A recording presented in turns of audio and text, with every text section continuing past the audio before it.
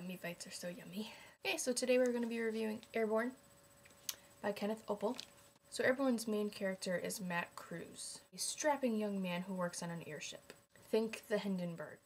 The Hindenburg is probably the most famous airship in history. It took off on a seemingly average voyage to Lakehurst on May 3, 1937. It was upon its arrival the Hindenburg burst into flames, igniting its highly flammable gases and killing 36 people. And that's what initially attracted me to this book. I read a book in middle school about the Hindenburg. It was called Hindenburg 1937 by Cameron Doike. And it was just such a tragic story. That's why I like a lot of stories about like the Lusitania and the Titanic. Stories of disaster that changed the courses of history. Call me morbid. It also interests me because I never understood quite how airships / dirigibles worked. What can I say? I'm an airplane kind of girl. One of the great things about Airborn is that it helps explain how airships work. Because I know for me, seeing this great big metal ovoid in the sky is kind of unbelievable. But in Airborn, it totally seems possible. In fact, it is possible. Like, it explains that the Aurora, which is the airship in Airborn, only exceeds up to 75 miles per hour. Pretty slow compared to an airplane, huh? Anyway, let's get back to the story. Matt is a cabin boy aboard the Aurora. He only really feels at home aboard airships, especially the Aurora, because his father worked aboard the Aurora before he died. So one night, Matt is in the crow's nest and sees a seemingly abandoned hot air balloon. Only it's not abandoned. They manage to bring the balloon aboard the Aurora and find the captain, a very sick older gentleman who is blabbering deliriously about some sort of beautiful winged creatures.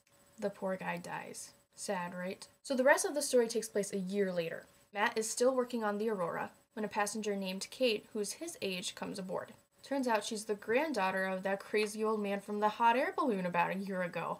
Fancy that! She's there trying to figure out what happened to him and what creatures he was talking about exactly. So everything is going all hunky-dory aboard the Aurora until they're invaded by pirates. Isn't that such a cool concept? Pirates in the air. It's like they're sailing in the ocean, but they're not. They're sailing in the air. Sky pirates. Arg! So the pirates come aboard the ship to do their pirate thing. They rob the passengers of their gold and their valuables. Then, after that whole debacle, the Aurora encounters a storm and has to set down on a seemingly abandoned island due to damages. This is where Kate and Matt discover that the creatures her grandfather was talking about really exist. Basically, they're weird cat-like creatures with huge wings that Kate names cloud cats. As they explore the island deeper, they find out that not only is the island home to the cloud cats, it's home to those nasty pirates as well. There's a natural source of hydrium on the island that the pirates use to help fuel their airships. Hydrium is what keeps the airships afloat. It's an incredibly light gas. Think helium